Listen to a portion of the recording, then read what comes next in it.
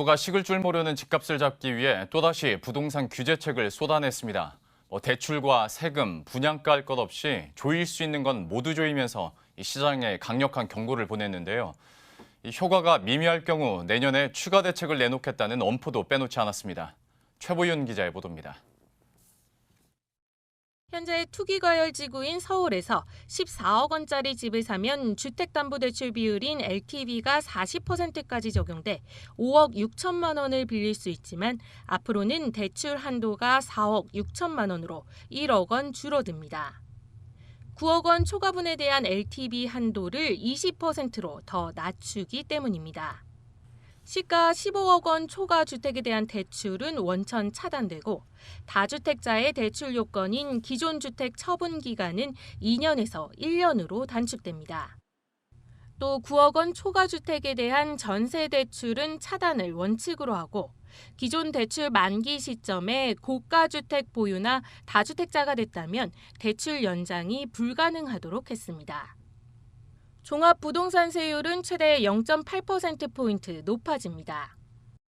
고가 1주택자에 대한 세율은 0.1에서 0.3%포인트 인상되고 다주택자 세율은 0.2에서 0.8%포인트까지 상향돼 최고 집값의 4%까지 세금이 부과될 수 있습니다.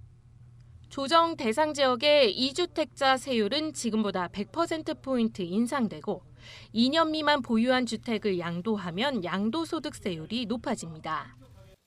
다만 실수요자에게 과도한 부담을 주지 않기 위해 1주택 보유 고령자의 세액 공제율 상한을 지금보다 10%포인트 높여주기로 했습니다.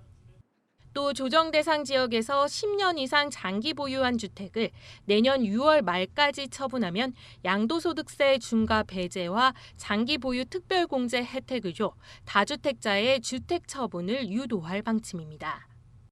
민간택지 분양가 상한제 적용 대상지도 서울 27개 동에서 서울 대부분 지역으로 확대하고 과천, 하남, 광명 등 경기도 13개 동까지 포함시키기로 했습니다. 세금 등 각종 부동산 규제의 기준이 되는 공시가격도 올해에 이어 내년 역시 대폭 상향 조정될 전망입니다. 이와 함께 고가주택에 대한 공시가격을 대폭 현실화하여 시가 30억 원 이상 아파트에 대해서는 내년도 공시가격 현실화율을 80% 수준까지 상향 조정하겠습니다. 정부는 공급 부족으로 인한 집값 상승을 막기 위해 3기 신도시 등 수도권 30만 공급 계획을 차질 없이 추진하는 한편 이번 대책 이후에도 집값 이상 과열이 지속될 경우 내년 상반기 중 추가 대책을 내놓을 계획이라고 강조했습니다. 머니투데이 방송 최보윤입니다.